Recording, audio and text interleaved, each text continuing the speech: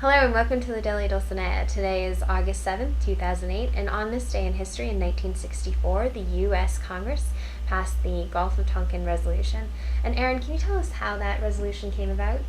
Well, at the time, the U.S. was engaged in the Cold War and was engaged in the arms race, so sort of this fight to advance their military weapons against enemies. And on August 2nd, 1964, one of the USS destroyers, the Maddox, was out north of the South China Sea in the Gulf of Tonkin and was attacked by North Vietnamese ships. None of the torpedoes actually hit the Maddox, just a few machine guns, but it wasn't a huge deal. But 2 days later, allegedly, the Maddox and another USS destroyer were attacked again by North Vietnamese torpedo boats. So Lyndon B. Johnson used that, the president, used that second attack, which was reported and alleged, to justify his Gulf of Tonkin resolution.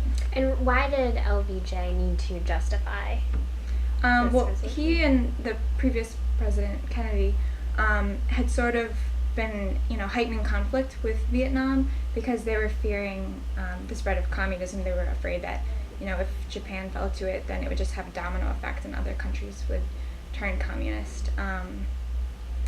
So he used the second attack to say, we need this so that we can fight back, and it only took 40 minutes for the resolutions to pass in Congress. Wow. Only 2 out of 90 people in the Senate didn't approve of it.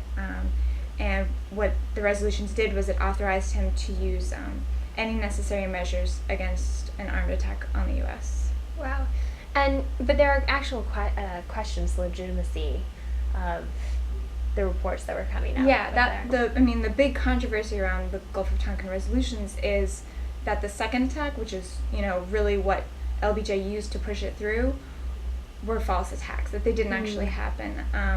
There was a Navy pilot, James Stockdale, who had been flying over the Gulf of Tonkin that night on August 4th, and he said, that there were horrible weather conditions. It was completely dark out, and according to him, they were shooting at phantom targets. He said there were no other ships out there. It was just, American fire into the blackness.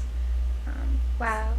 And so why did the Gulf of Tonkin resolution mean so much? Why did it matter so much? Well, it was, it's really what propelled America into the Vietnam War, which ended up claiming 50,000 American lives, and it lasted until 1975 when, the U.S. finally withdrew its troops and South Vietnam surrendered to communist North Vietnam.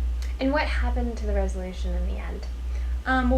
Opposition to the war started springing up and got, really strong around 1967, and by 1971, under Nixon, the resolutions were repealed.